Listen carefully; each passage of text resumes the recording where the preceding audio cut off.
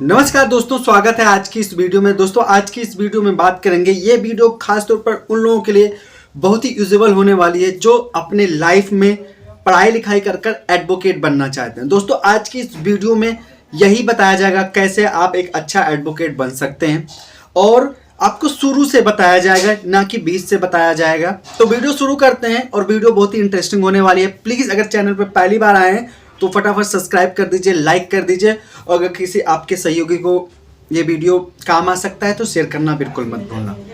दोस्तों एक बार आप लोगों को बताना चाहूँगा, अगर आप एडवोकेट बनना चाहते हैं तो आपको दो ऑप्शन होता है।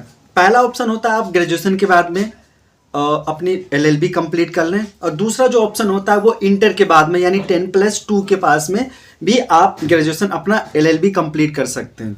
अब सवाल ये आता है कि अगर आप ग्रेजुएशन के बाद में कंप्लीट करते हैं, अपना LLB करते हैं, तो उस समय आपकी LLB 3 साल की होती है, 3 साल की 6 सेमेस्टर होती है। लेकिन अगर इंटरमीडिएट के बाद में अगर आप अपनी LLB कंप्लीट करना चाहते हैं, यानी 10+2 के बाद में, तो उस समय आपकी जो LLB होगी वो कितनी साल की होगी? 5 साल की होगी। ध्यान देने वाली बात है, जो 5 साल की LLB होती है वो 10 सेमेस्टर होता है टोटल। अब आपकी LLB कंप्लीट हो गई। देखिए अलग अलग यूनिवर्सिटी के, अलग अलग कॉलेज के अपने अलग अलग रूल होते हैं, तो जिस कॉलेज जिस यूनिवर्सिटी में जाएंगे वहाँ का रूल आपको फॉलो करना होगा, ठीक है। कहीं पे सेमेस्टर में डिफरेंट होता है, कहीं पे अलग अलग होता है, तो उसमें बदलाव हो सकता है। बाकी तीसरे सेमेस्टर से आपका प्रैक्टिकल भी चालू हो जाता है, जिसमें मोड कोड के जो एक्सरसाइज होती है वो आपसे कराई जाती है। फुल ड्रेस में आपको आपका रिहर्सल होता है। आगे बढ़ते हैं, आपने अपना डिग्री ले लिया, उसके बाद में डिग्री लेने के बाद में आपको अगर प्रैक्टिस करना है तो अपने मनपसंद के किसी भी स्टेट में, आपका जो स्टेट बार काउंसिल होता है वहाँ पे आपको अपना इनरोलमेंट करवाना होता है। चाहे आप 3 साल LLB कंप्लीट करके आए हो, चाहे 5 साल की करके आए हो, आपको अपने स्टेट बार काउंसिल में इनरोलमेंट करवाना होगा। जब आप अपने स्टेट बार काउंसिल में इनरोलमेंट करवा लेते हैं, उसके 2 साल के अंदर, क्योंकि जो स्टेट बार काउंसिल होती है वो आपको 2 साल का प्रोविजनल सर्टिफिकेट इशू करती है, देती है। उन 2 साल के अंदर आपको ऑल इंडिया बार एग्जाम पास करना होता है। पहले नहीं होता था, लेकिन 2010 से जितने भी लॉ ग्रेजुएट हैं उन सभी को ये एग्ज़ाम पास करना ज़रूरी होता है, जिसमें यह टेस्ट किया जाता है कि क्या जो मिनिमम स्केल होती है एडवोकेट की, जिस व्यक्ति को जो लॉ करके आया है, क्या उसके अंदर वो मिनिमम जो स्किल होती है वो है भी एडवोकेट बनने की, वो है भी, क्योंकि वो वही चीज़ जांचा जाता है उस एग्ज़ाम के माध्यम से कि है भी कि नहीं है। इतनी चीज़ अगर आप समझ गए तो आगे बढ़ते हैं।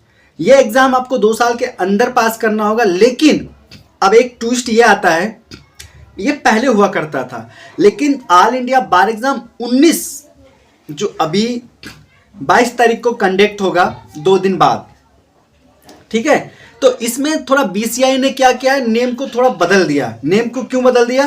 क्योंकि सुप्रीम कोर्ट में एक लॉ स्टूडेंट द्वारा इस चीज़ को चैलेंज किया गया था, और कहा गया था कि जब हम लॉ कंप्लीट करते हैं उसके बाद फिर इंतजार करते हैं तकरीबन 6 महीने, 8 महीने, 9 महीने, फिर हमारा रिजल्ट आता, फिर जाकर हम स्टेट बार काउंसिल में एनरोलमेंट करवाते हैं, फिर उसके बाद में हमें ऑल इंडिया एग्जाम में बैठने का टाइम मिलता है। इसका मतलब ये होगा काफ़ी लंबा समय हो जाता है, फिर 1-2 महीना रजिस्ट्रेशन का लग जाता है, तो तकरीबन साल भर बर्बाद हो जाता है।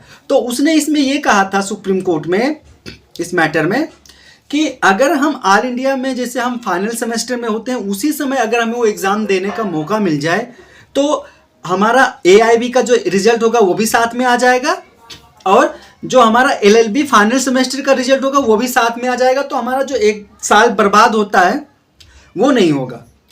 इस पर माने सुप्रीम कोर्ट ने विचार किया और BCI से जवाब मांगा। BCI ने कहा हाँ ठीक है। तो BCI ने एक नियम बना दिया कि जो भी बिना AIB मतलब ऑल इंडिया बिना अपना LLB कंप्लीट किए हुए अगर AIB एग्ज़ाम में बैठता है, तो उसको एक वो लिख के देना होगा कि हाँ इतने दिन में मैं अपने आप को स्टेट बार काउंसिल में एनरोलमेंट करवा लूँगा, ठीक है। एक एग्रीमेंट हो जाती है।